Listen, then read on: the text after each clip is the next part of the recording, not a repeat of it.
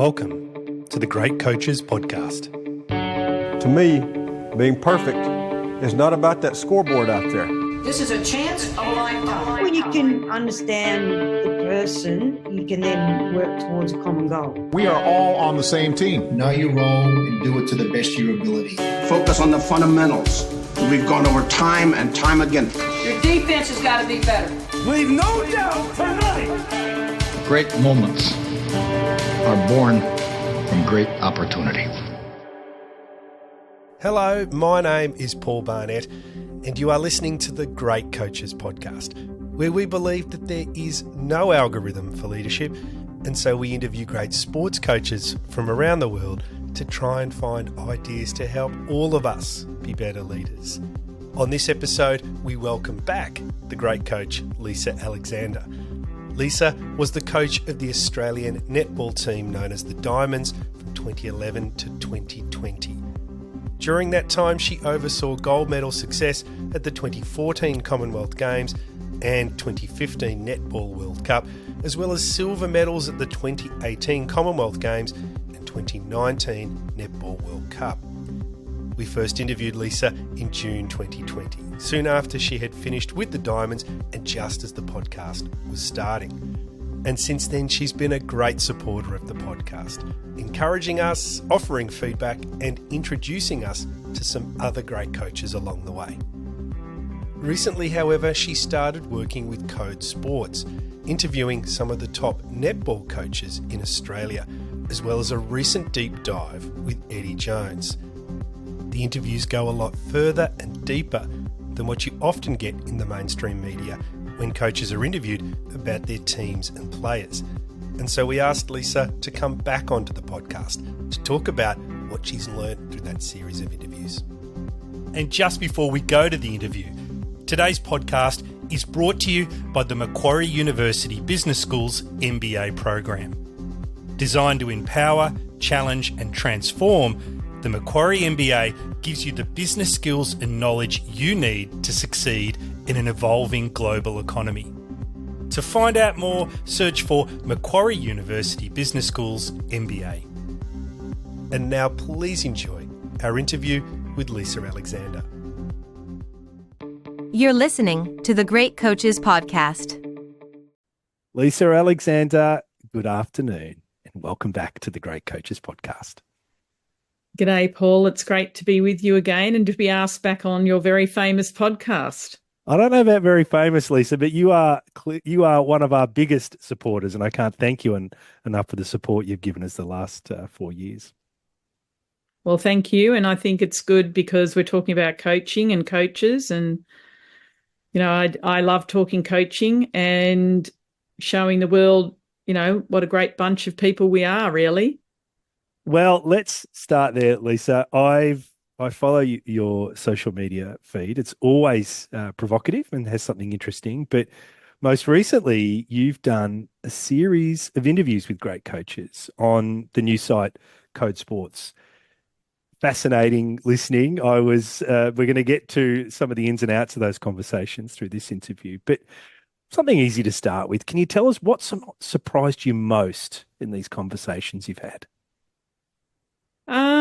It's a really good question. I guess what surprised me most was the fact that once I had the coaches comfortable in the fact that I gave them the questions beforehand, and that's always a bit of a thing, particularly in netball. But none of the coaches asked for any of them to be changed, and they were all really keen to share their backstory, I think, what makes them tick, and also their coaching philosophy, but also particularly in netball, what they do outside of their coaching and how their lives are, you know, rich and full, families, all of those things, their journeys that they've had. So I think the off-court part was terrific, and I felt very grateful that the coaches did illuminate that for the listeners.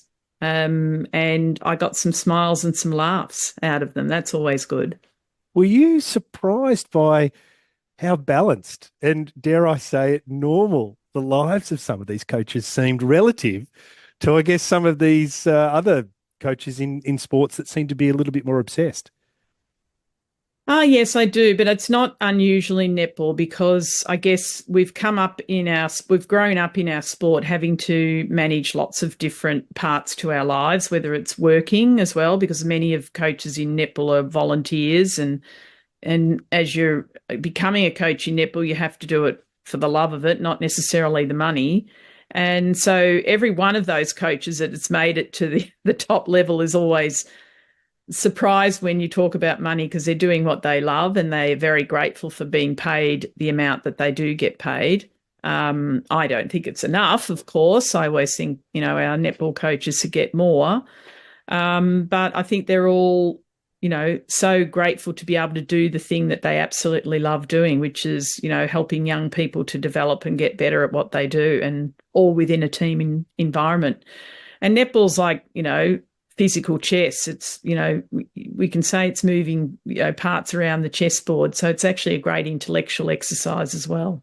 I've been going along to watch the Giants with my daughters, and I can testify to just how fantastic it is live when you watch all the strategy play out in front of you. But Lisa, you talked there about coaching philosophy, and it was the first question I think you asked most of the people you interviewed. Can you tell us about some of the things you discovered when talking to people about their philosophy? I think what I discovered is actually how similar they all are. Really, at the end of the day, they're doing it because they want to help people improve and young people to get better, not just on the netball court, but off court. I think that was the thing that I was most pleased to hear, was that everyone had that thought of developing not just the athlete on the court or the field, but they really wanted to help improve their lives off the court and help them to see other opportunities and ways that they could grow as a person. Because I think everyone seemed to agree that if you had that off-court balance, it seemed to translate into really good on-court performances. And this wasn't always the case. So this has been something that's grown into the vernacular of coaching over, particularly since I started with the Diamonds back in 2011. It was almost like a dirty word to speak about off-court or, athlete well-being, whereas now we know it's so important, particularly for the mental health of young people. And that change has just occurred in a decade. It really has. I think before then, I think there was a realisation back then that we haven't got an endless supply of athletes. We haven't got an endless supply of population growth either in Australia. And, back in my day, I don't know about you, Paul, but it was pretty much dog eat dog getting your way up the talent ladder. And it was, who could sort of yell the loudest, or, I don't know, just people seem to be picked out if they could just keep going and always show up. Whereas I think these days you haven't got that same talent pipeline in terms of numbers. So you've really got to look after the people that you are developing into the athletes of today. So there's a lot more care and attention placed on how we look after the athletes that we bring into our talent pipeline, and then what we provide for them afterwards as well, that transition back into careers or other education opportunities for those athletes. So there's always that mindset of, what we're doing to bring them in, and then also what we're doing afterwards as well. I think it's the biggest thing I've learned through these interviews is the power of care, or the focus on care. If you'd asked me before I started interviewing great coaches, my top 10 leadership words, I'm not sure care would have been in there. Whereas now it's front and center in the approach I try to bring to my work. So I agree, and I think that spillover from sporting world into corporate life is taking hold as well, particularly when it comes to care as a way of unlocking potential. Yeah, and certainly the more that you understand the person that you're working with on that journey of self-discovery, as well as, in ensuring some improvement in them as both people and athletes, it's that requirement to be focused on what it is that you need to bring to that relationship. And, you can say that, that player, no, they can't be coached, but Joyce Brown would often say to me, well, Lisa, you do have to coach that person. That's the challenge of coaching at the very top level, is to unlock that potential. So if I haven't been able to do that with a particular athlete, I feel like that's a failure.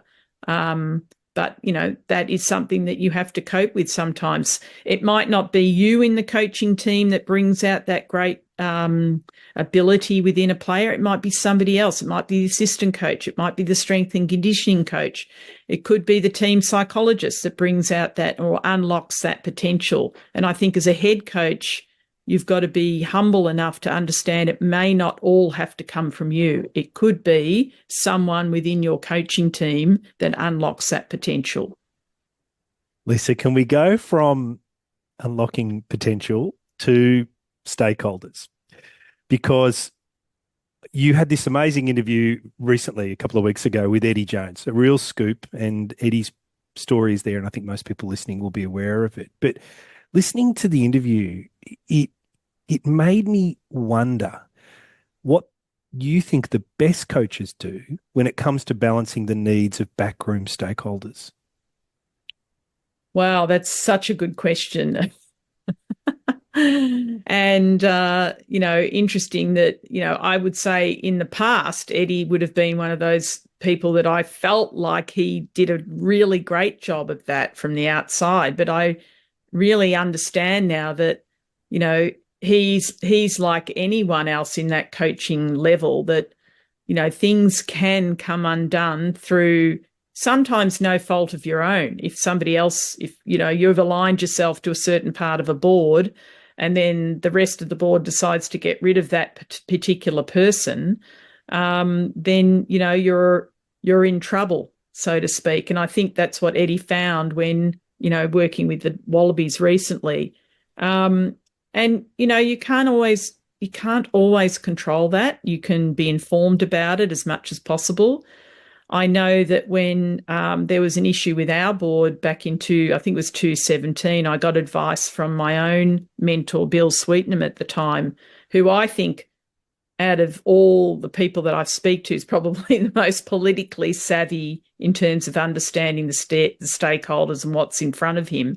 He just said to me, you have to take the line of being on the fence. You can't support one versus the other, because if you support one side, then what if they get the boot and, the other side digs their heels in? So, I think it's really important for coaches to be politically astute, but not to always be so involved that they end up being caught on as, collateral damage, so to speak, when there is a board spill. So I think it's a matter of knowing what's happening in the board, and having some good information about it, but making sure your alignment is not in a place where it's overdeveloped on one side and not on the other side. I think you've got to be able to, be very, very fair and equitable around the associations you have across the board.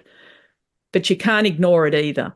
That's the other thing. You've got to, especially at that very, very top level, you have to know what's going on. So you need to, if you don't want to be involved, you need to have someone who is, covering your back in that light, someone that you trust.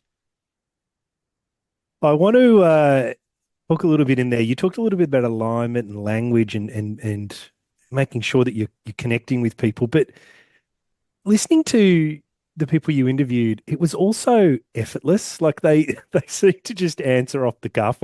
You said you sent the questions, but they were very engaging. And I sort of wondered, I know that you do a lot of work with community teams as well, and you've got a background as a school teacher, but I wondered how the language of elite level coaches might differ from that at lower levels. Look, it really doesn't at the end of the day. I think we can get into high performance babble speak, and my husband always hates acronyms all the time. What does that mean? HP and SN and SH and whatever it is. We do get into that technical language of a particular profession, and I think what I did in the interviews was trying to unlock that technical. Sometimes you can have a conversation with someone that's so technical that anybody else listening to it couldn't understand. So my goal was to show those coaches in all their holistic glory in terms of how good they are as people and coaches. So to go into too much technical language and kind of like the old boys club or the old girls club wouldn't have fulfilled, our brief for those interviews. So I think it was good that I also took that, as the interviewer, I took down that technical language down to a more understandable level for everyone to listen to. And, I got enormous support from that from my editor. Therefore I could hopefully make the coach relax and actually give a little bit more of themselves, not just the technical coach facade as such, that you have to be sometimes in different roles that you play as a head coach. It definitely came across as they were trying to engage with you more as a peer, not necessarily a head coach. And I found the language very easy to engage with. And that comes from someone who does know what a GK and a WA stands for in netball.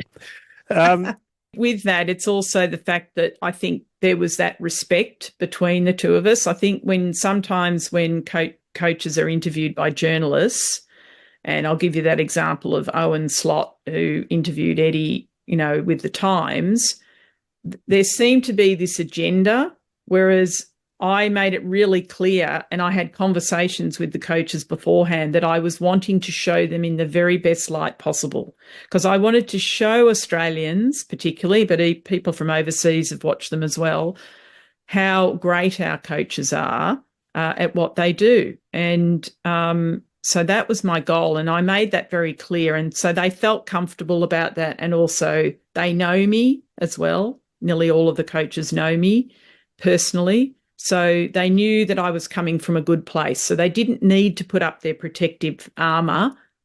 They could give of themselves.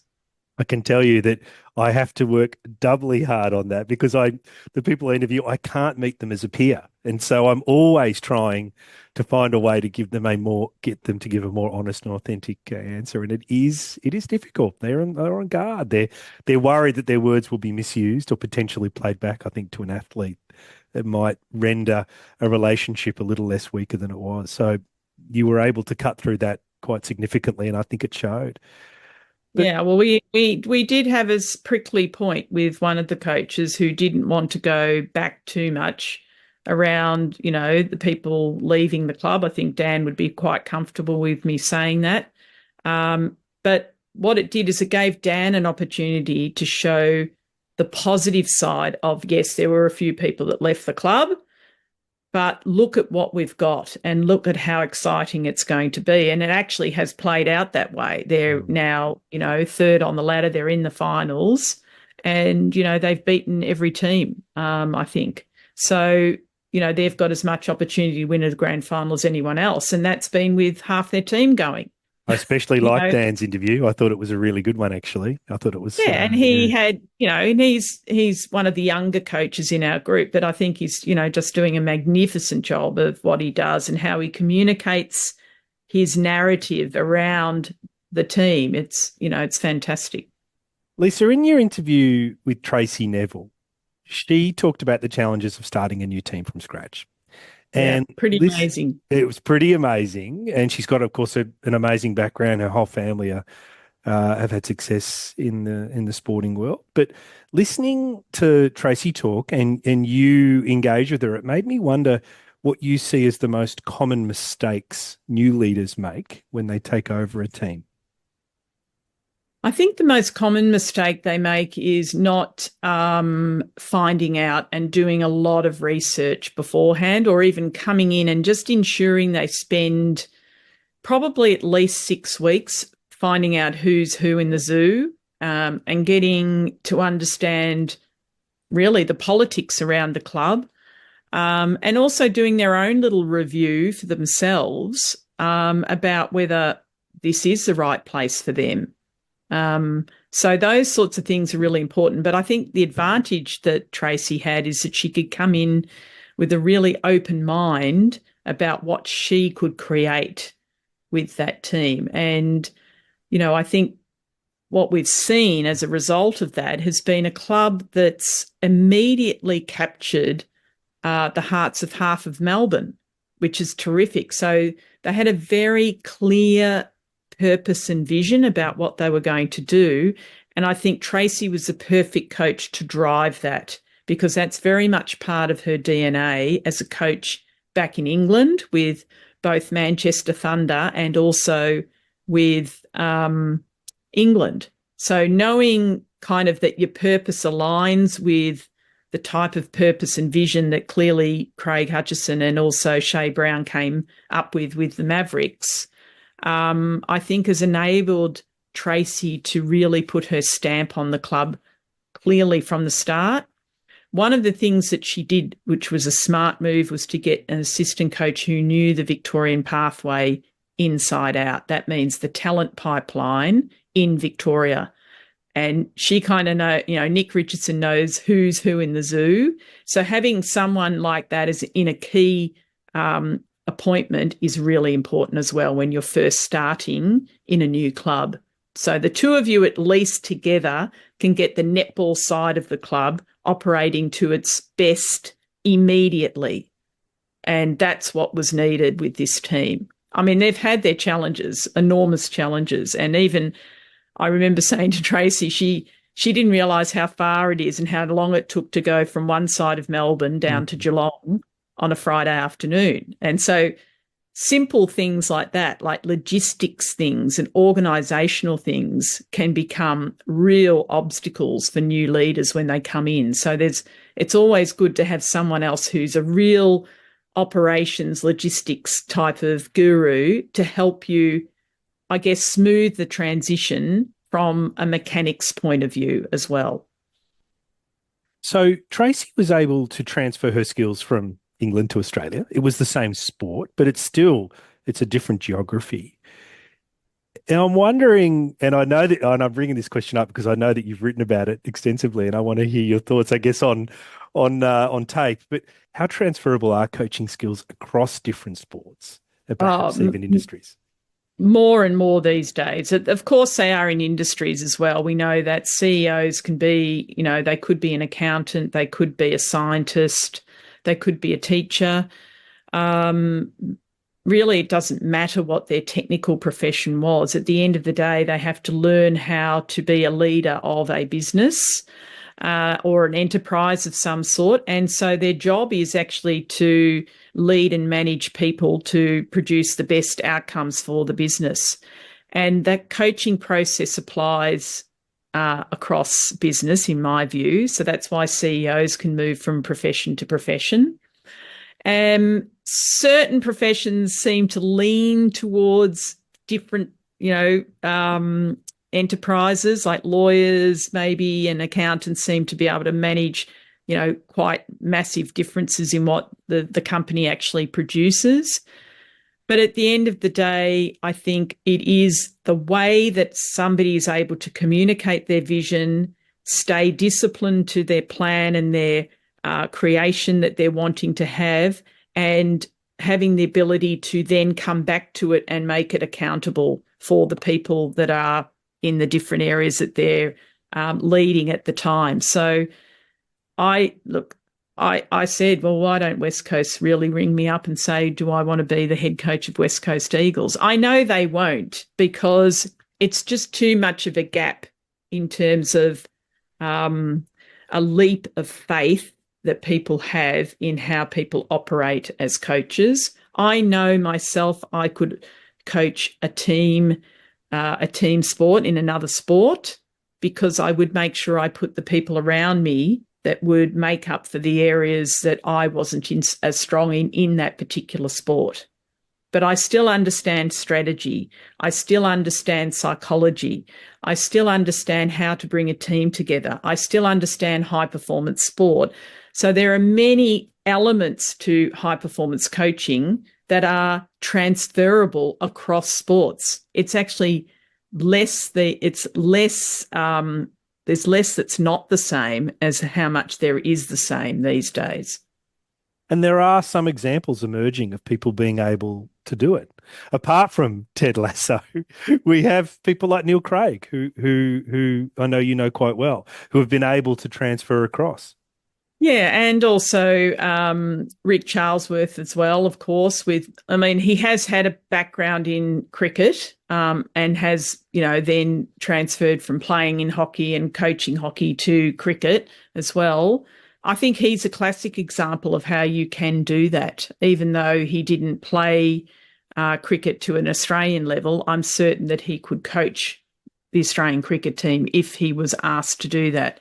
What puts people off is the history and the politics of what happens in sport is the thing that actually stops people taking that leap of faith into putting someone in charge who's never coached that particular sport before.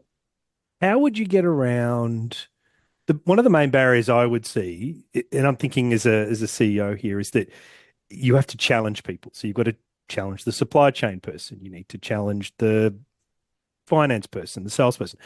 And if you haven't got the deep technical skills, sometimes that challenge can be a little bit more difficult. How would you get around something like that? Oh, certainly by having a mentor who is hot in that area, who you can refer to. It's sort of like having your own little board of directors. I'll give an example. I'm not a strength and conditioning coach, okay? And I know enough about it to have a good idea and understanding of it, but I'm not an expert in it. So if I need to be able to challenge my own strength and conditioning coaches, I go to a mentor in that area. And I have a mentor in strength and conditioning, and I talk with him about that. And he then educates me around the questions that I should be asking. Now, he will have been across, whether it's a program or an idea of how, we're going to go about our strength and conditioning part of the plan. And he will then, help me to have the meetings and understandings together with my strength and conditioning coach about what we want to deliver to the Diamonds or our under 21s team or whoever it is. So it's having that ability to have people who you can trust and rely on, who can give you that information, forecasting, making sure you're ahead of the game. They might have a worldview that you don't get time to be across, and they certainly do that research and understanding. And as long as you've got that and you've got the ability to understand what they're saying and distill that into an idea of how you want it for your own business or your own sport, I think you can challenge people to be at world's best. And then they've got to explain to you why they're not doing something or how they're doing it differently. And you as a CEO can make that judgment according to your own understanding of how the business is going to be moving forward.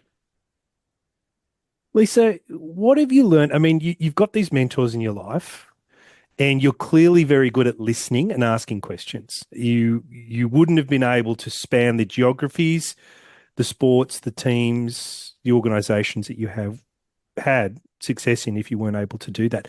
But what have you learned through your own observation and the people you've interviewed about the line between listening but not getting stuck in the push for consensus? Yeah, that's a really good question as well, because it's the tough, hard ask.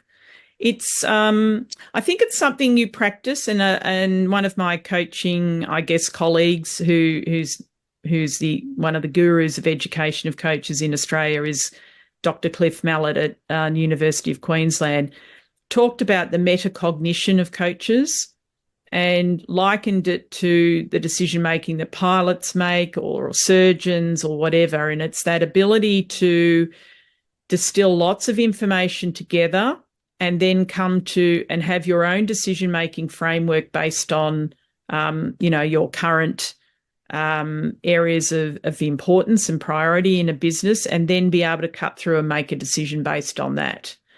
That's a very technical approach, but what I find is you do need to speak to people and communicate within your own business first before you make a final decision on something. And I think spending that time on doing that and having people feel ownership of that decision as well, and sometimes having those debates and discussions about things and then having an alternative decision as a boss or a CEO or a leader or a coach is okay, because then the team feels like you've empowered them to add to the information in front of you, add to the data, add to your understanding, but still at the end of the day, you have to be comfortable from a holistic point of view that the decision you're making is in the best interests of everybody. From a holistic point of view, because companies are not data points, they're not budgets, they're people, and people have to be the ones that enact the changes that you are making decisions about. So I think if people understand that you're coming from a very authentic place around that, then they're quite comfortable if you make a decision. And of course, you're the one that's living and dying by that decision as well, not dying as such, but you're staking your reputation on that decision.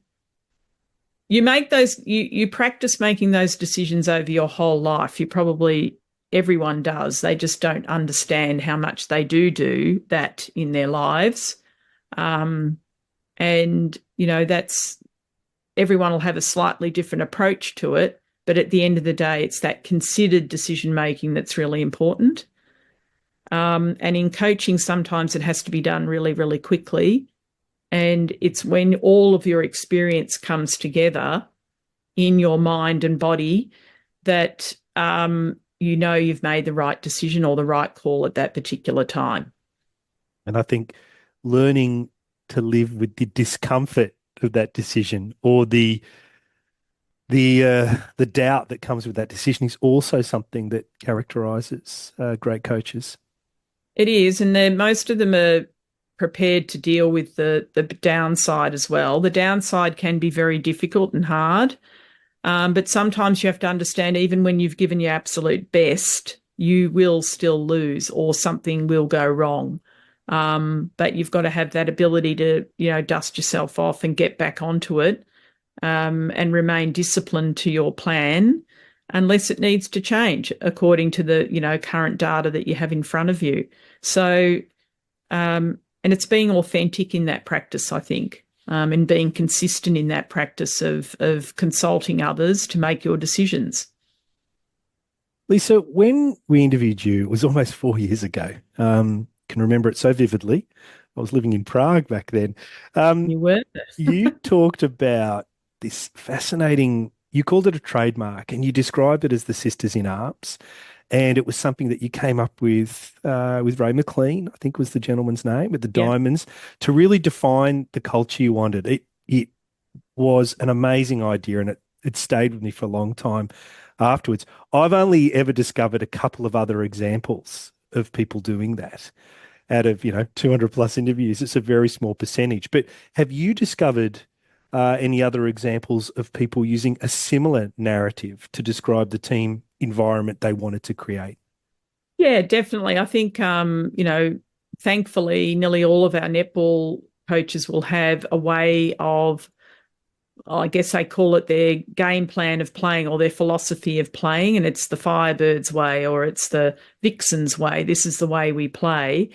And it'll also be married into the behaviours that they expect of the players on and off court. So they may not call it a trademark, but they'll call it whether it's a purpose or a vision for their season. They might call it a theme for their season.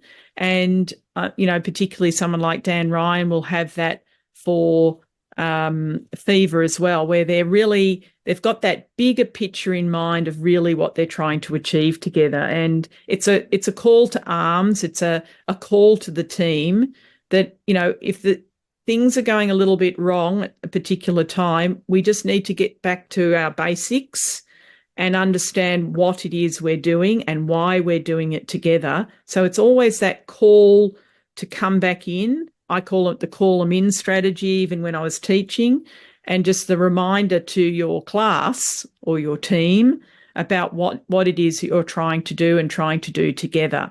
not only as a teacher and pupils, but a coach in a team, or even if it's a CEO in an organisation.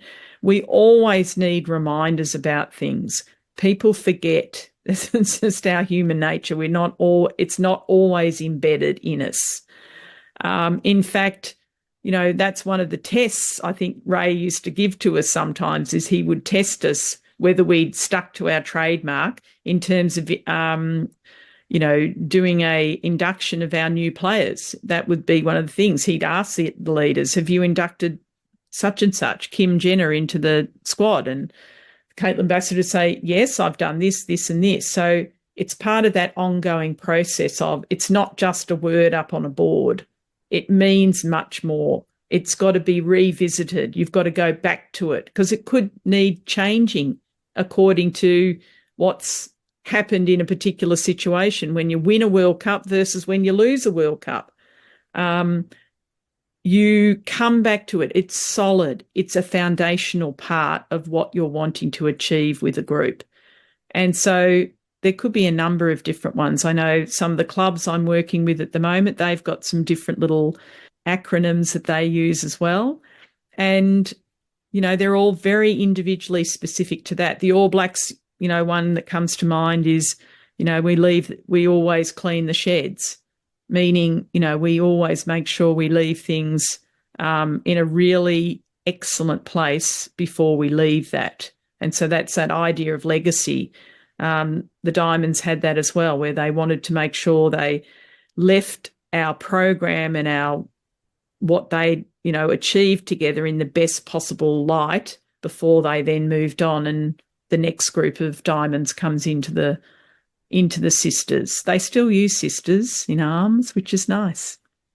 I mean, the only other, I found a couple of ones, but I found a great example from the Melbourne Rebels, actually, another Australian team, and they the women's rugby team, and they talked about be a rebel like her, and they'd centered everything around this whole idea of be a rebel, break rules, move forward, do things differently. And I thought it was very powerful. But it is an interesting idea, but it's got to be authentic. And I think you found one with Sisters in Arms. And I remember when you described it, you were saying, well, what does it feel like on the sideline when you achieve your aspiration? It feels like with Sisters in Arms. I thought it was still one of the best ones I've ever heard. Yeah, it is. And it was because it was connected mind and heart as well, that the Diamonds immediately got emotional when they thought of it, because they could think of themselves on the side of the court, arms around each other, singing the national anthem. And that's when Laura Geitz came up with, why don't we go for Sisters in Arms? So it does take a little bit of time to get to that connection, and it might not come even in the first season. It might be all of a sudden during the pre-season of the next season, there's the word that we need to start using. And it's organic. It's not something you can impose on someone. Lisa, I might just finish, if I can, by talking about leadership. I started this podcast because I was fascinated by the leadership traits of great coaches. I still think they are the best leaders I've ever experienced in my life. And through the interviews, I've come to see that they define leadership as influencing people so they thrive, which is very different from the corporate world, where I think the most common definition of leadership is an allocation of scarce resources against a strategic goal. Something like that, something that sort of is long-term and about scarce resources. But if I was to ask you, you've now spanned different worlds. We were talking earlier about the work you're doing with a couple of companies and so forth. But what do you think all leaders can learn from great sports coaches? I think they can learn two things. Number one, possibility thinking, so that you're always thinking about what's possible, what could we do? So they're great problem solvers around that, and always have the glass half full approach to things. They need to have that because they're inspirational at the end of the day. The best leaders are inspiring. And their words are their actions. So what they say is what they do. And I think they're the two things for me that count. Lisa, it's always great to chat with you. I love following along with your social media posts. I'll put all the links in the show notes to where people can find you. You always have a provocative view, and as we've heard today, you have a very deep view on leadership when it comes to the world of sport. So I thank you very much for your time today. Thank you. Hi everyone, you have been listening to the great coach, Lisa Alexander. I hope you enjoyed Lisa's insights into elite level coaching and found a couple of ideas that you can bring back to your own team for discussion. Some of the ideas that resonated with me were the importance of support staff when it comes to finding the right person and approach to unlocking someone's potential.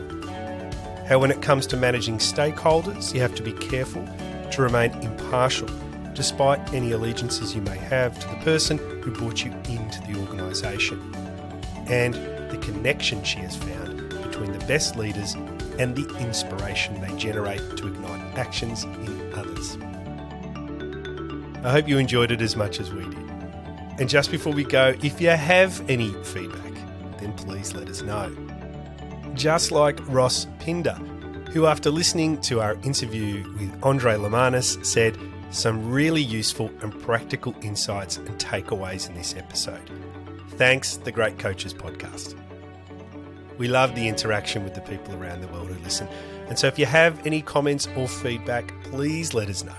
And of course, if they're positive ones, then let a friend or two know as well. All the details on how to connect with us are in the show notes or on our website, thegreatcoachespodcast.com.